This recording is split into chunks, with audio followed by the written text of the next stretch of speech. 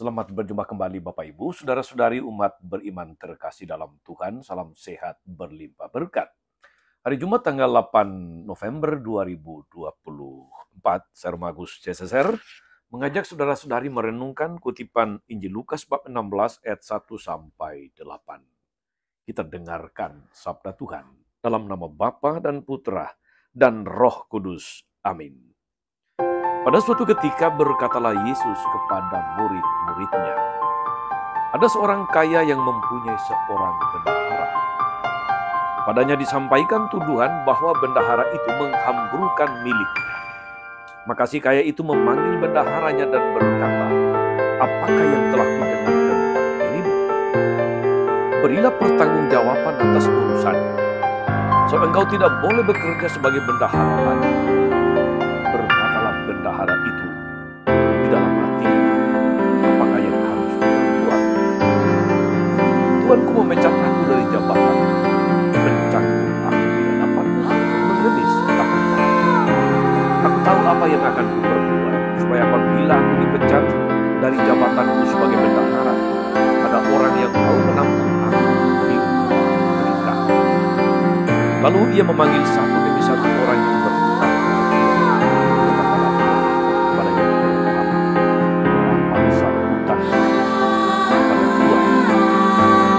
Jawab orang itu,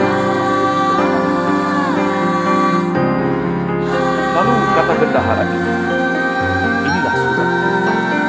Pergilah dan buatlah surat utang lain sekarang juga, 50 tempayan." Kemudian dia berkata kepada yang lain, "Dan saudara, berapa utangmu?"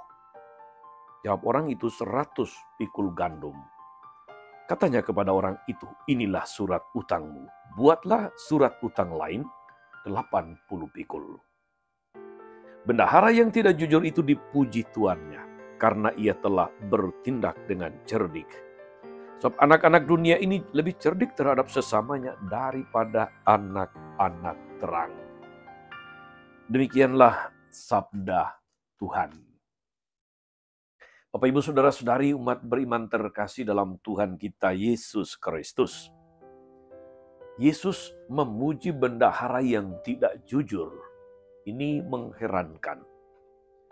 Tapi kita perlu mempelajari, memahami mengapa Yesus memuji dan apa yang dipuji dari orang ini.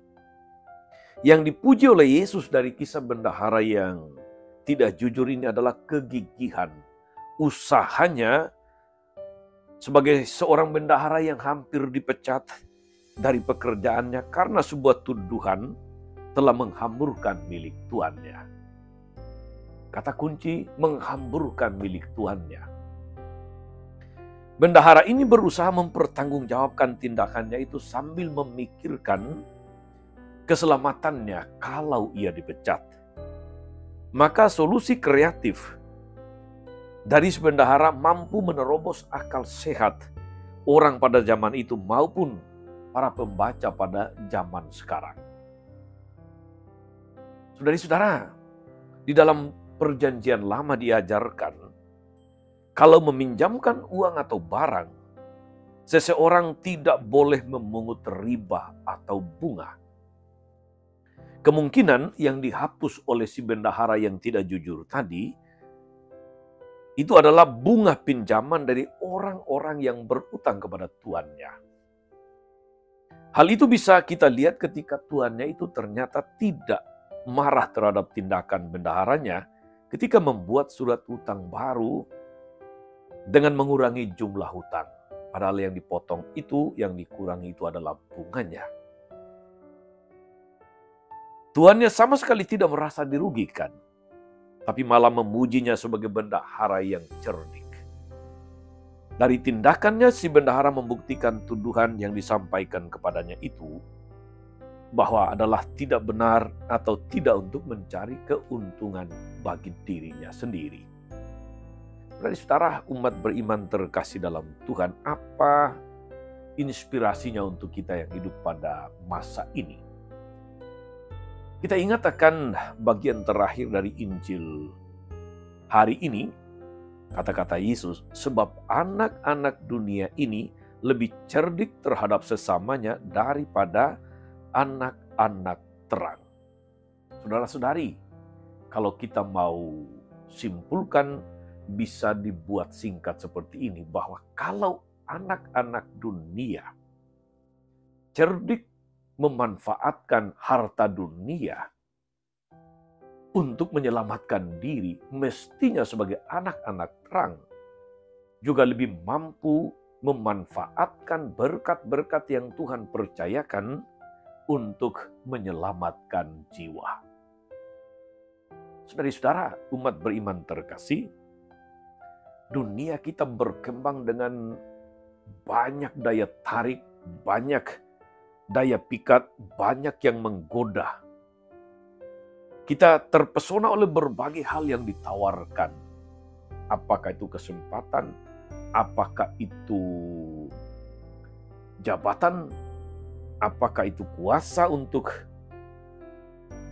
memimpin suatu lembaga, suatu badan, dan sebagainya. Bagi mereka yang mencintai hal-hal duniawi, mereka dapat memanfaatkan hal-hal duniawi, harta benda duniawi demi kepentingan, demi kesejahteraan duniawi. Namun sebagai orang beriman, sebagai anak-anak terang, kita tidak dapat berfokus ke sorga untuk meningkatkan hal-hal rohani dan surgawi. Masalahnya adalah kita masih berada di tengah dunia dengan segala macam tawarannya, dengan segala macam daya pikatnya. Karena itu, saudara-saudari, kita diajak untuk bersikap bijak. Tidak hanya cerdik, tapi bijak. Agar hidup kita tidak terjerat oleh perkara-perkara duniawi semata. Kita diingatkan agar tetap menyadari identitas kita sebagai orang beriman yang tidak sekedar mementingkan perkara duniawi dengan segala hal di dalamnya, tapi mengutamakan keselamatan dalam hidup abadi di dalam Yesus Kristus. Perkara duniawi, saudara-saudari, memang dapat memabukkan hidup.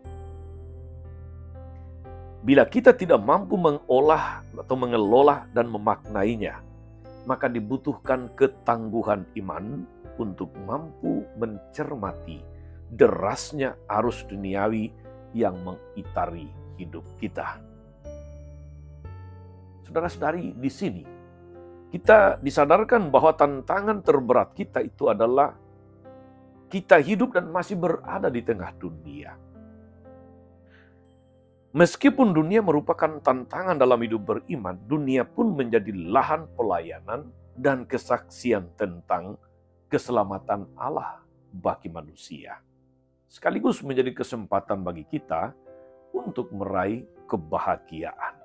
Oleh karena iman akan Yesus Kristus sebagai juru selamat, kita telah menjadi warga surgawi meskipun masih berada di dunia. Maka hendaknya saudara-saudari, hidup kita, kehadiran kita, kesaksian hidup kita di tengah dunia menjadi tanda kehadiran Allah yang menyelamatkan. Mari kita manfaatkan segala yang Tuhan percayakan kepada kita. Anggaplah kita semuanya adalah bendahara yang Tuhan percayakan harta miliknya. Mari kita gunakan bukan untuk menghambur-hamburkan, untuk berfoya-foya, tapi supaya menjadi berkat bagi orang lain, bagi banyak orang. Tuhan Yesus memberkati kita semua. Amin. Tuhan Yesus Kristus, kami bersyukur atas firman-Mu yang meneguhkan kami, bahwa kami bukanlah sekedar anak-anak dunia, tapi anak-anak terang. Mampukan kami, agar segala sesuatu yang Engkau anugerahkan, yang Engkau titipkan pada kami, mampu kami kelola dengan bijaksana, mampu kami jadikan berkat dan bukan menjadi beban pada akhirnya. Kuatkan kami, agar di tengah begitu banyak tawaran duniawi dengan segala daya pikatnya, kami tetap ingat akan identitas kami sebagai orang beriman. Identitas kami sebagai anak-anak terang. Terpujilah nama-Mu sepanjang segala masa. Amin. saudari-saudara sekalian, berkat Allah turun atas saudara-saudari, atas mereka yang kita doakan atau kita janjikan doa. Mereka yang sakit dan menderita, segala rencana, karya dan pelayanan hari ini, Bapa dan Putra dan Roh Kudus. Amin. Tetap sehat, teruslah menjadi berkat. Jangan lupa like, subscribe, nyalakan lonceng notifikasinya. Salam 52, Tuhan memberkati.